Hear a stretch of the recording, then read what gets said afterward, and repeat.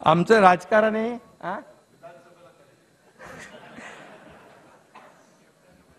राजकारण हे क्रिकेट सारखंच आहे. कधी कुठे कोणी कुणाची विकेट घेईल हे सांगता येत नाही. सूर्यकुमारजी तुमचा कॅच जसं कोणी कधी विसरणार नाही तसंच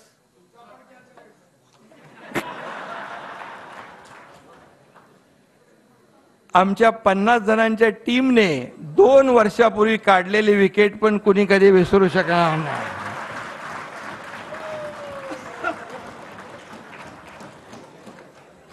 गेली 2 वर्ष आम्ही लोक पण सर्वजण बॅटिंग करतोय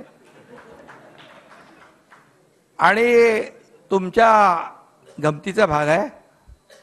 तुमच्या खेळानं जसं लोकांच्या चेहऱ्यावर आनंद निर्माण होतो तसाच आनंद सुख समाधान राज्यातल्या जनतेच्या चेहऱ्यावर दिसावं एवढीच आमची अपेक्षा आहे. तेच आम्ही काम करत असतो. आणि खरं म्हणजे आपण सगळ्यांनीच जे काय देशासाठी केलेलं आहे, हा क्रिकेट कुठल्याही जाती धर्माचा नाही.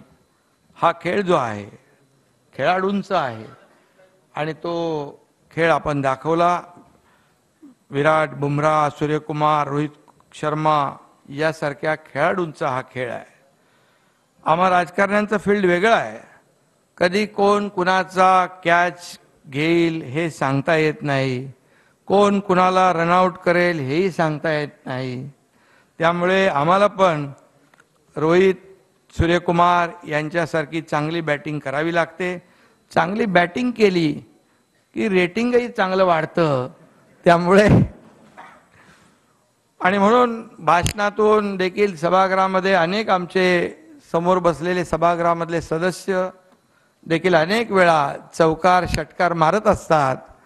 आणि एक प्रकारचा क्रिकेट आणि राजकारण आणि क्रिकेटचे सांगड मी घालत नाही, परंतु एक मनापासून मी आपल्या सगळ्यांच्याच या यशस्वी खेळाला शुभेच्छा देतो.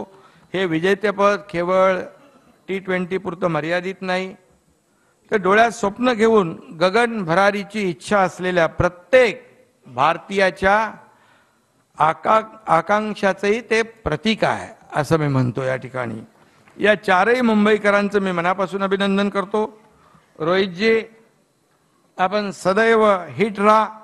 यादवजी आपण सूर्यासारखे तळपत राहा. जयस्वालजी आपण सदैव यशस्वी व्हा. आणि दुबेंच्या नावात तर साक्षात शिव आहे. आणि त्यामुळे तुम्ही सर्वजण या भारताची विजयी पताका अशीच फडकवत राहा.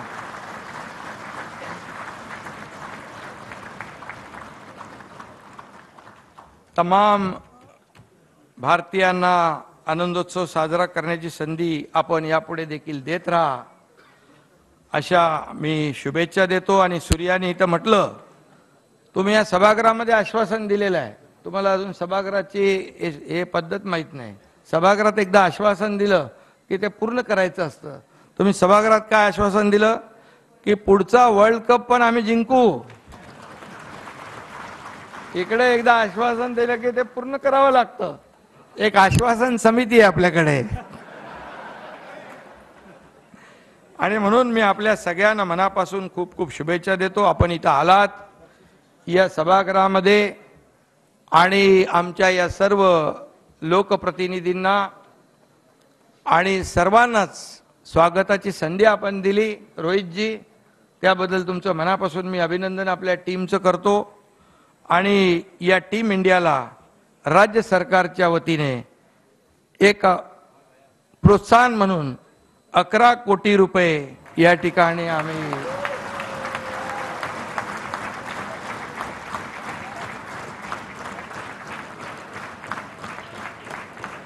आणि खूप खूप शुभेच्छा.